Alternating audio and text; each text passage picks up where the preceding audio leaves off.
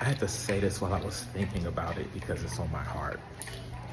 And it was really just like an aha moment that happened to me. When you deal with someone that's inadequate, child abandonment, insecurities, and other type of issues, you shrink yourself so that person can feel adequate. And I was trying to figure out, where did I go wrong? What happened? I shrunk myself. I made myself small so that someone else can feel adequate about who they were. I know my power. I know what I possess. I know what I bring to the table. But I became a person that was building someone else up so that they can be a better version of who they were. And got lost in doing so, being a Build-A-Bear person, building people.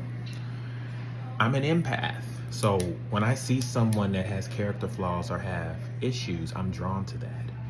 And I think that's probably a toxic trait of mine, being drawn to people that have character flaws that can misuse you. And all we want to do is pour into a person to make them better, not realizing when you make that person better, they may not be better for you, but they're better for something else and someone else. And that's nothing wrong with that. There's nothing wrong with being an empath that cares about people and wanting to see the good in others. It becomes a concern when you're an empath and someone preys on that.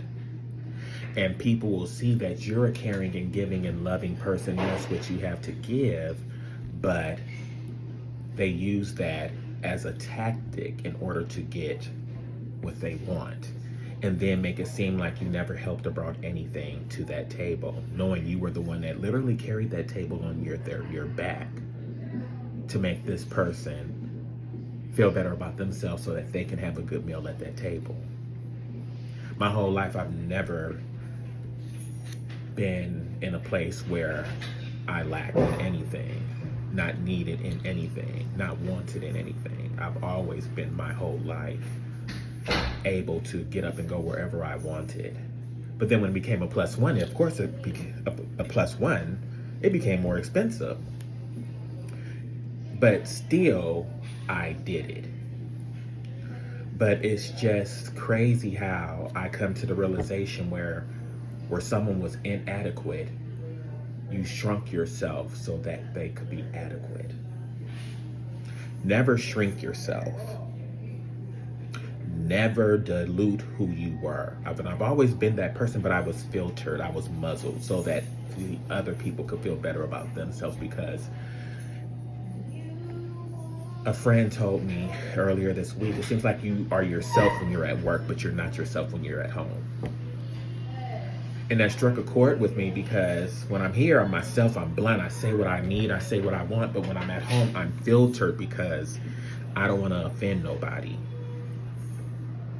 Now I'm in a place where I don't give a fuck about someone's feelings and how they feel, because all I'm doing is hurting myself, holding in how I feel. And I've done that for so long to where even in this moment, I still try to filter what I'm saying. And I know when I would have conversations, it would more so be, why are you thinking when you talk? Because if I say what I mean, your feelings will be hurt. So I have to think about what I'm saying to prevent that from occurring. Never filter yourself for nobody. Never dilute yourself for nobody. I did that for too long. Be yourself. If they can't accept it, they're not for you. Yeah. You shrunk yourself because someone was inadequate, and you shrunk yourself enough so that they could be adequate. When you really think about it, it's deep. Michelle, can you please come to DSD